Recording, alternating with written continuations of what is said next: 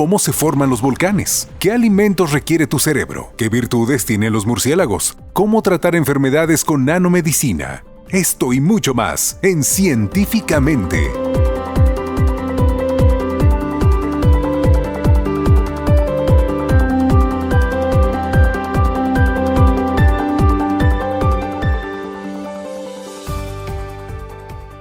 Hola, ¿qué tal? Soy Julieta Espinosa y le invito a que nos acompañe en esta conversación que sostendremos acerca de la importancia de la enseñanza de las matemáticas. Y para ello contamos con la presencia de la doctora Débora Oliveros Braniff, quien es coordinadora de la Unidad Académica del Instituto de Matemáticas de la UNAM Campus Juriquilla. Doctora, ¿qué tal? ¿Qué tal, Julieta? ¿Qué tal? Y del doctor Luis Montejano Peinbert, investigador de la Unidad Académica del Instituto de Matemáticas. Doctor, gracias por estar con nosotros. Un gusto, Julieta. Pues para comenzar con esta conversación, me gustaría que platicáramos acerca de cómo a través de la historia las matemáticas han ido percibiéndose de diferente forma. ¿Por qué en la antigüedad la percibíamos de una manera positiva, su enseñanza y su aprendizaje, doctora? Bueno, pues mira, nada más para empezar con el nombre matemática, viene de la palabra matema, que quiere decir aprender, pensar, tratar de entender. Entonces yo creo que pues tu pregunta viene mucho al caso, porque esa es la idea, tratar de entender, de aprender, jugar para entender el mundo que nos rodea, básicamente. Siempre ha sido las matemáticas, bueno, pues una manera de aprender a conocer el mundo, de aprender a afrontar los problemas. Y bueno, tenemos muchas muestras, incluso arquitectónicas, libros, proyectos de personas de la antigüedad. ¿Cómo es que se imagina usted, doctor, que los niños de aquella época aprendían o los jóvenes aprendían las matemáticas? Bueno, aprender siempre ha sido delicioso, pero quizás lo que realmente es delicioso, es un placer, es pensar. El pensar es una de las actividades más lúdicas y más satisfactorias del ser humano. No por algo nos definen. Y todos sabemos que, todos los que hemos tenido la experiencia de haber aprendido a pensar, sabemos lo interesante, lo terriblemente satisfactorio y placentero que es eso.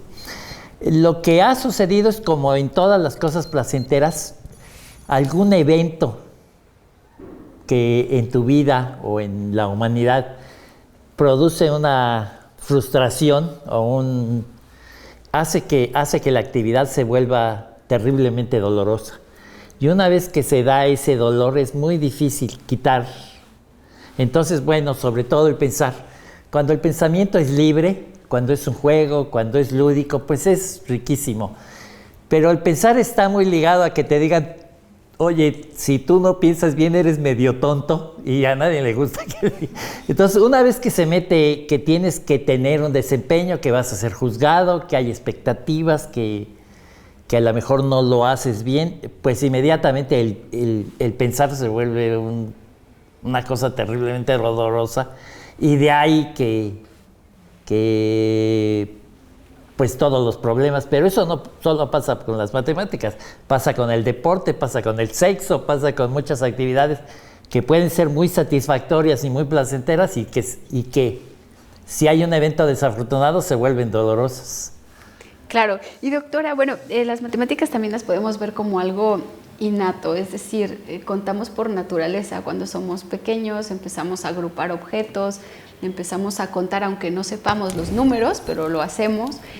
Esta parte no se aprende en sí, sino se vive.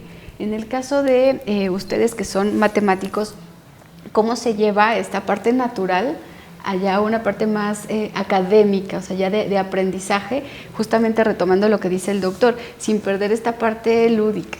Ajá. Pues sí, mucho de lo que nosotros hacemos, un ejemplo que me gusta mucho es sentir que la producción de hacer matemáticas está muy relacionada, como por ejemplo, con hacer un rompecabezas, ¿no? Tienes las piezas del rompecabezas, a lo mejor no sabes bien cómo son todas, pero conoces más o menos cómo son las piezas. No es como cuando compras un rompecabezas que sabes el dibujo de cómo se tiene que ver. O sea, es un poquito más difícil porque no sabes cuál va a ser lo que obtienes. Pero lo que haces es buscar las piezas que se empalman unas con otras y vas construyendo a partir de ahí. Entonces, básicamente, se puede pensar así, sigue siendo muy lúdico, y esa es la forma de crear matemáticas. Así como cuando los niños empiezan a acumular castillitos y hacer bloques, y esta es la casita, y empiezan así a armar, y luego se va haciendo más sofisticado, pues es la misma idea. ¿Y cuál sería la solución en este caso? ¿Cómo el profesor o profesora tendría que motivar al estudiante para enfrentar a esta frustración de a lo mejor no poder resolver una operación matemática o no poder resolver un problema?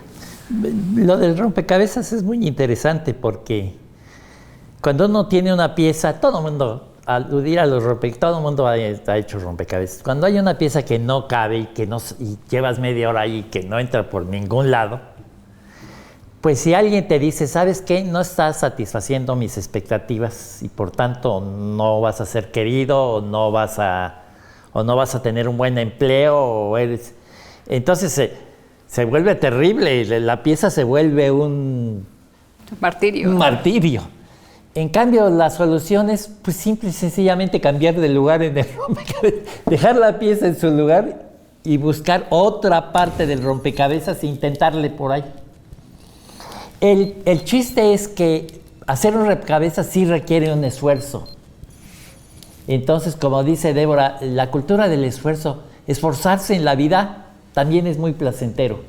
Puede ser que te duelan los músculos cuando haces mucho ejercicio, pero no hay como una noche de acabar cansado en tu cama después de haber hecho mucho ejercicio, después de haber caminado mucho.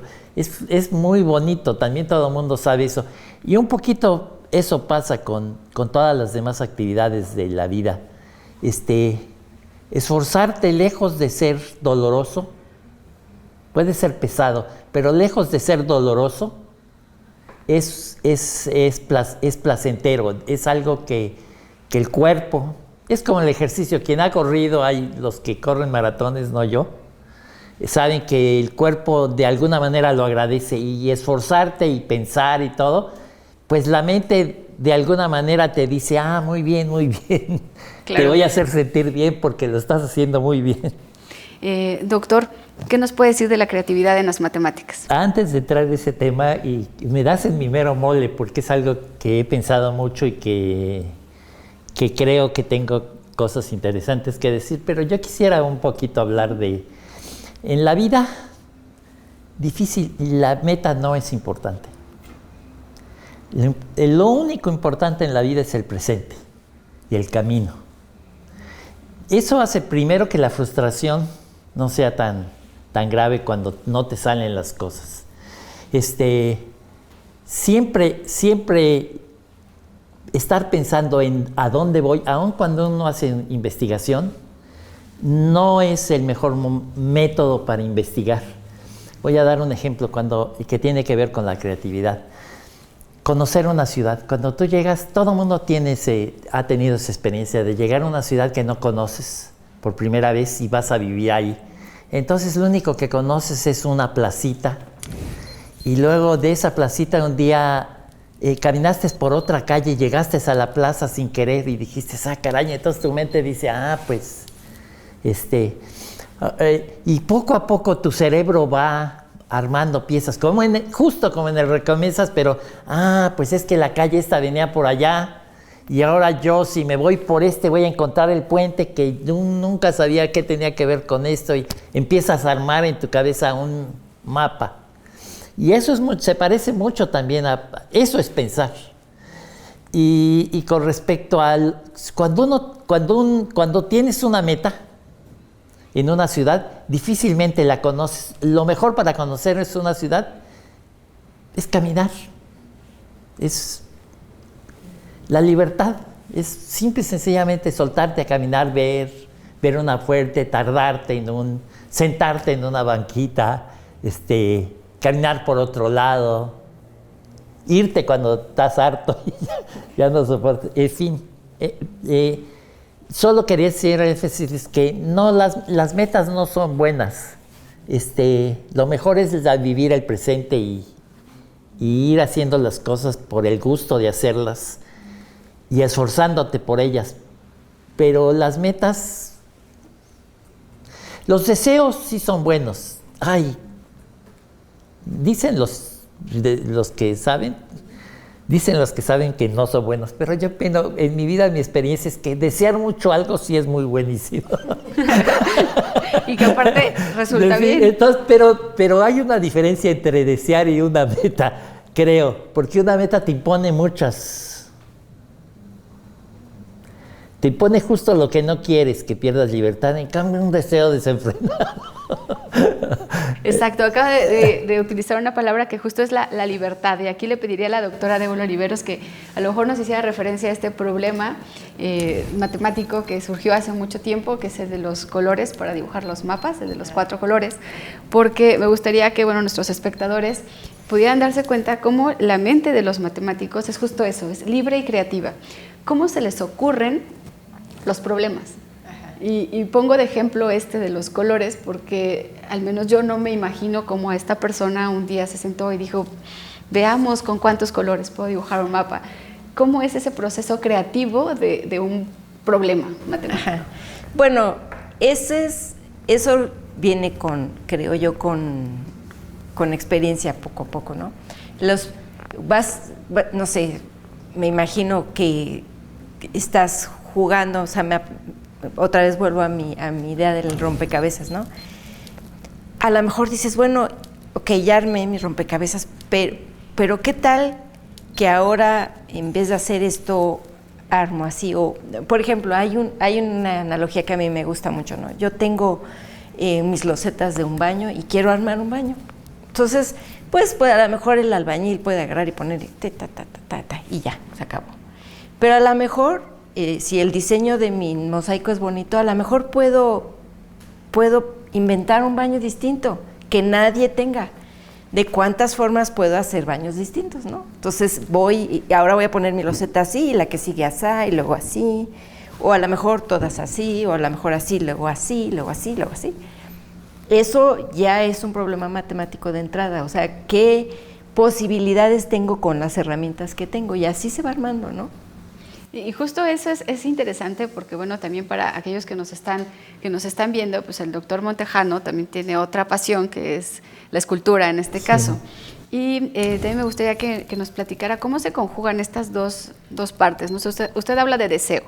Entonces, a lo mejor usted puede desear resolver un problema matemático, pero cómo lo involucra con este otro gusto que tiene, que en este caso es algo muy creativo, que es la escultura. Pues ambas son actividades muy creativas, ambas se parecen mucho, ambas tienen que ver mucho con la libertad, con la ingenuidad. La ingenuidad es una palabra clave en la creatividad.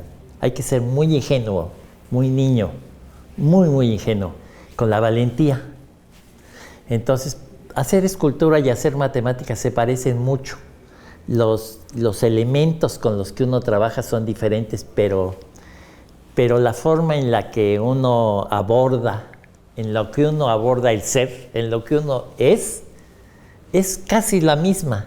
Es el mismo padecimiento que no te sale, que cuando haces escultura, que hay una línea que no y durante días estás peleándote y de repente dices, ¡ay! Aquí está.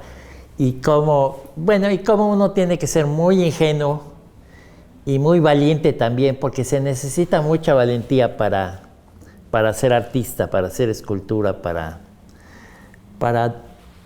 mostrar lo que eres, para encuerarte ante un objeto de arte.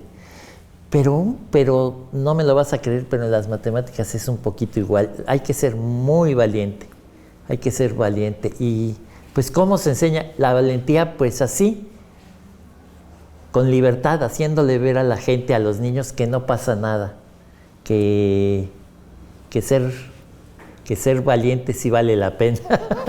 Claro. Como dice Joaquín Sabina. Claro, doctor.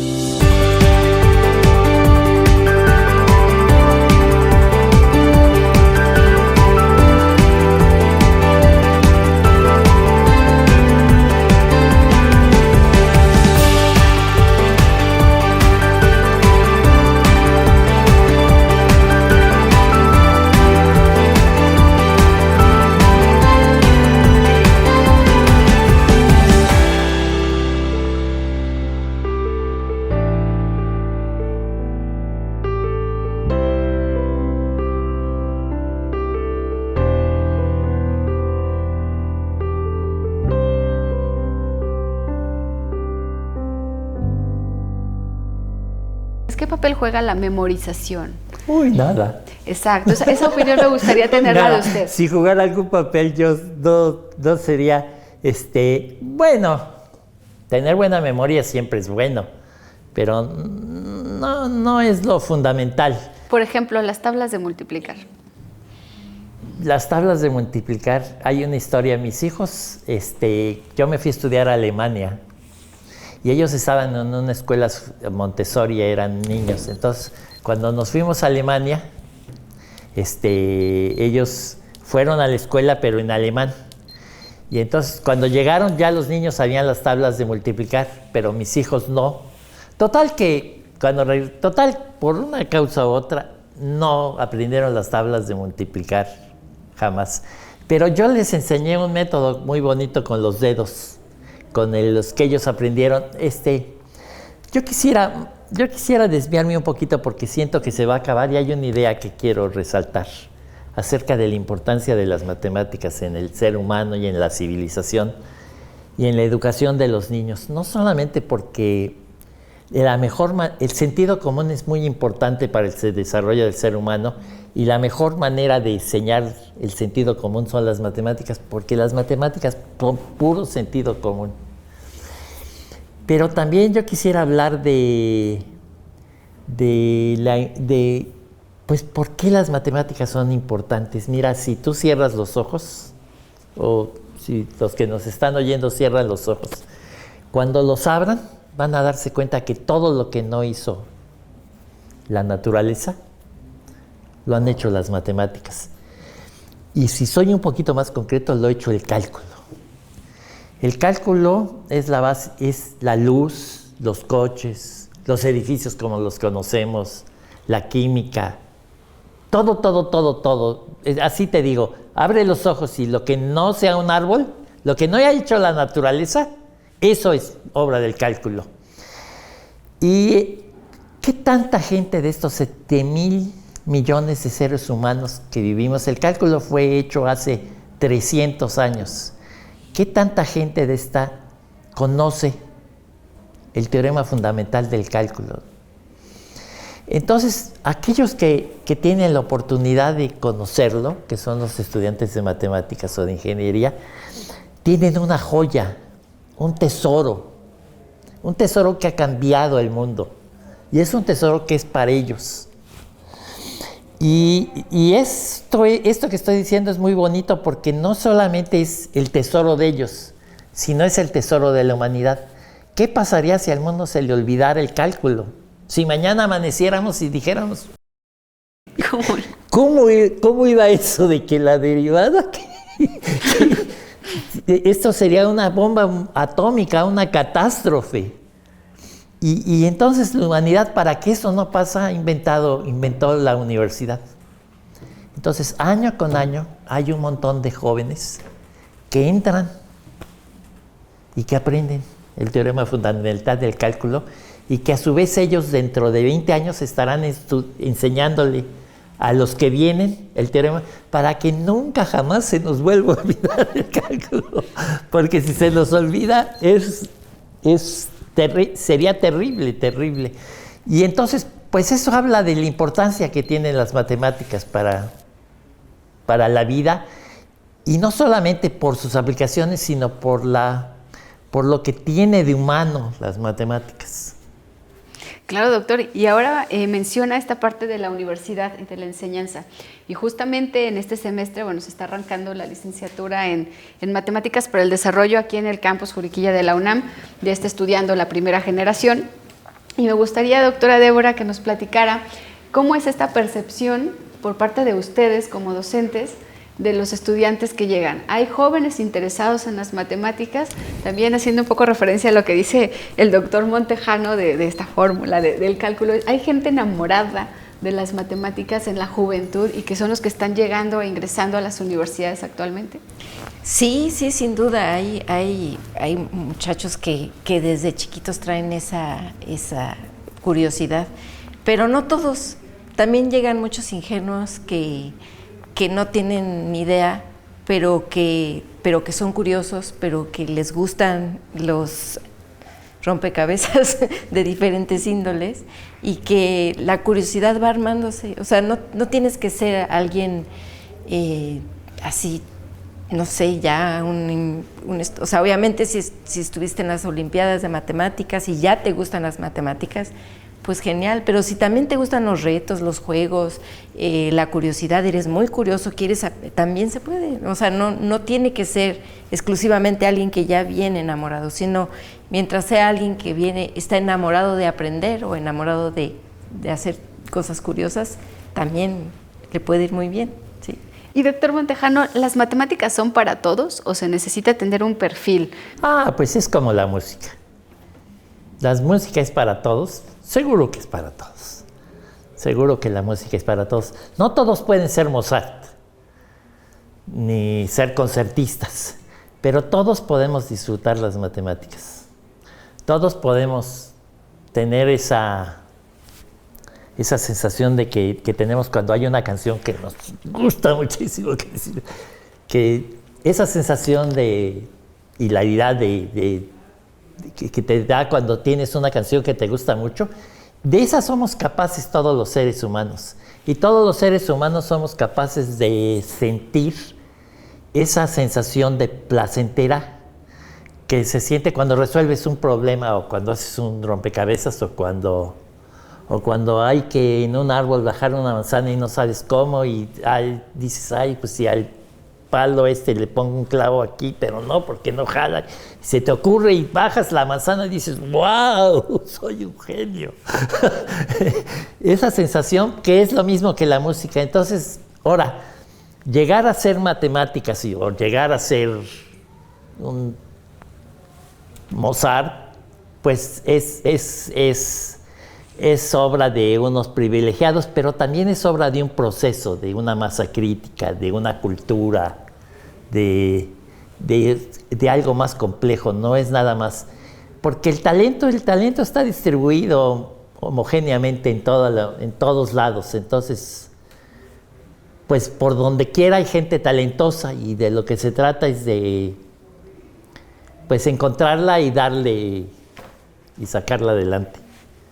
Muy bien, doctor. Y doctora Débora Oliveros, para ir cerrando esta emisión y también haciendo referencia tanto a la licenciatura como a lo que comenta el doctor Montejano, ¿qué papel juegan las nuevas tecnologías o los nuevos elementos que se han incorporado a la docencia en general de las ciencias en el mundo de las matemáticas? Ahora me llama la atención y por eso menciona al doctor Montejano que habla de esta fórmula del cálculo que se puede transmitir de generación en generación con una hoja de papel y un lápiz. ¿Qué papel juegan las nuevas tecnologías? ¿Qué tan necesarias son en el mundo de las matemáticas? Ay, esa es una pregunta difícil. Sí. Bueno, hay muchos nuevos retos, ¿no? Todas estas cosas que se hacen ahora a través de la computadora, por ejemplo, ya hay muchos problemas de matemáticas que no son posible solucionar totalmente por los humanos, ¿no? Por ejemplo, el problema que mencionabas de los 4 colores, ese tuvo que hacerse computacionalmente gran parte de la demostración de ese teorema usó herramientas computacionales, pues, ¿no? Y ahora hay muchos problemas, incluso problemas muy sencillos que requieren herramienta computacional, pues, ¿no? Entonces, ahora en día las nuevas generaciones pues tienen que tener herramientas computacionales y algunas otras que seguirán abriéndose en el camino seguramente, pues, ¿no? Bueno, pues este tema da para mucho más, pero estamos llegando al final de esta emisión. La invitación está hecha para aquellos jóvenes que estén interesados en estudiar matemáticas, pues aquí en Querétaro ya tienen una opción, que es la licenciatura en Matemáticas para el Desarrollo, que se imparte aquí en Escuela Nacional de Estudios Superiores en el campus Juriquilla de la UNAM y que justamente incluye una buena carga de materias computacionales.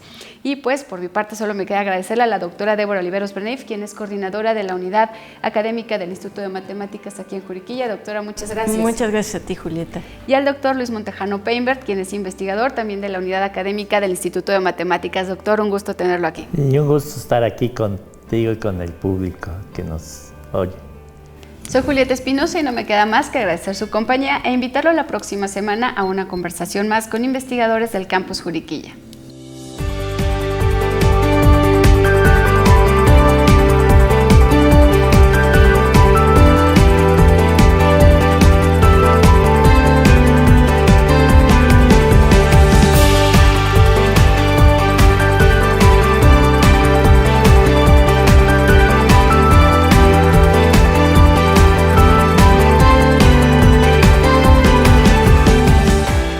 Científicamente.